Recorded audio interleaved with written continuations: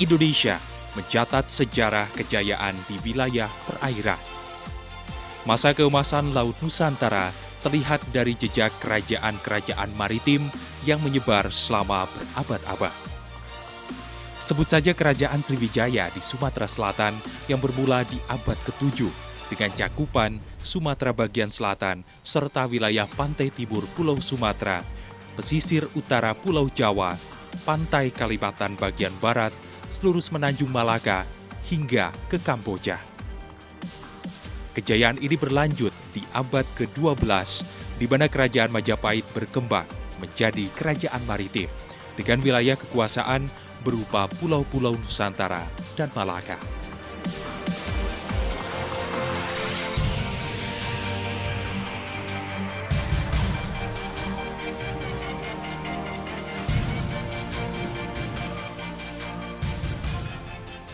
Kejayaan maritim yang mengandalkan wilayah perairan inilah yang ingin diulang kembali di masa sekarang dan masa depan oleh kita dan generasi penerus bangsa. Tahun 2014 yang lalu, Presiden Joko Widodo mengajak seluruh lapisan masyarakat untuk bekerja keras mengembalikan kejayaan Indonesia sebagai negara maritim.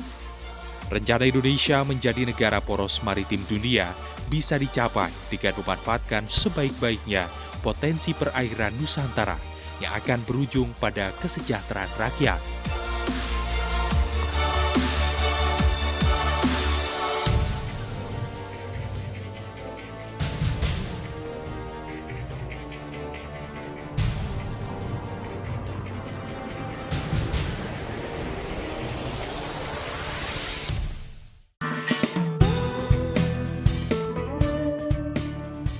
Secara geografis, Indonesia berada di antara dua benua, Australia dan Asia.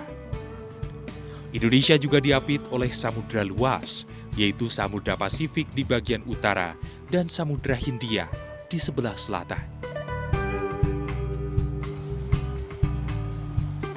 Posisi ini sangat strategis dan menguntungkan.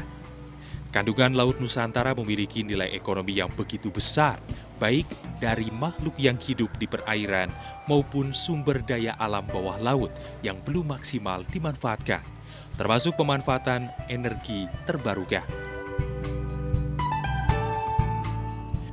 Posisi strategis Indonesia juga memberikan keuntungan sebagai simpul jalur transportasi atau lalu lintas perairan dari dan ke berbagai wilayah di penjuru dunia.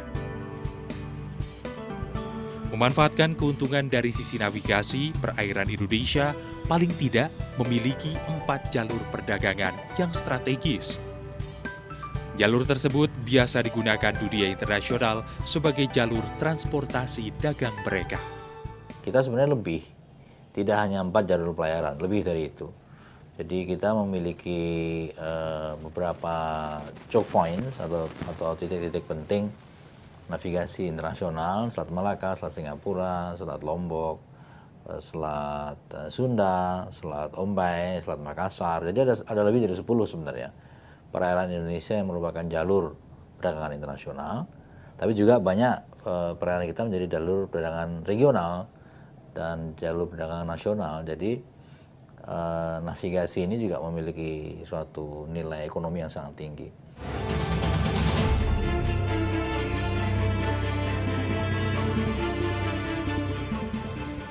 Perdagangan antar wilayah bahkan lintas negara maupun daratan selalu melalui proses yang menghabiskan waktu karena lintasan jarak yang panjang. Untuk memangkas waktu dan jarak tersebut, 90% proses distribusi perdagangan dilakukan melalui jalur laut. Berkembang dan bertambahnya sentra perdagangan internasional, perlintasan jalur laut pun mengalami pergeseran dari Samudra Atlantik ke Samudra Pasifik. Hal ini tentu saja membawa angin segar bagi hiruk-pikuk aktivitas ekonomi tanah air. Sebagai negara dengan jalur perlintasan strategis bagi perdagangan dunia, posisi Indonesia sangat menguntungkan bagi kemajuan ekonomi bangsa.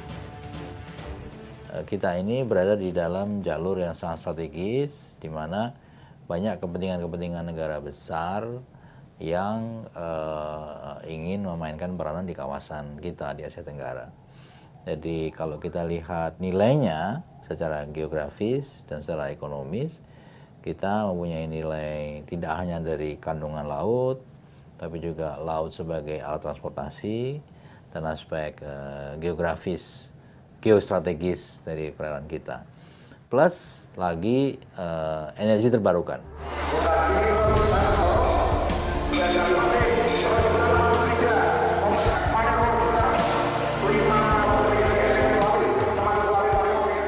Melihat luasnya wilayah perairan Indonesia, pemerintah terus mengembangkan potensi-potensi dan memanfaatkan kekayaan laut tanah air.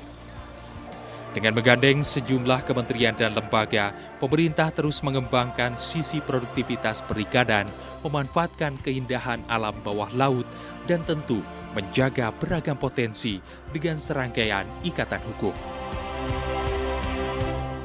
Nah, poros maritim dunia itu sendiri, kita melihat tadi itu, 3 elemen yang penting tadi itu.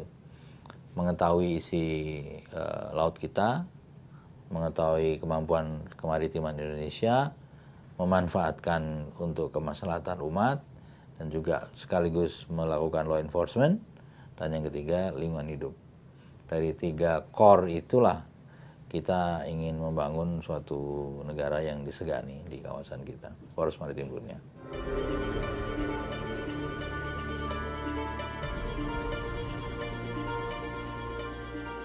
Selain memiliki peluang besar sebagai jalur perdagangan dunia, potensi laut Indonesia yang hangat dan luas juga menyimpan pesona keragaman hayati yang luar biasa. Ratusan ribu jenis ikan merupakan kekayaan yang bisa menjadi komoditi ekspor. Potensi-potensi tersebut adalah kekuatan Indonesia untuk menjadi poros maritim dunia.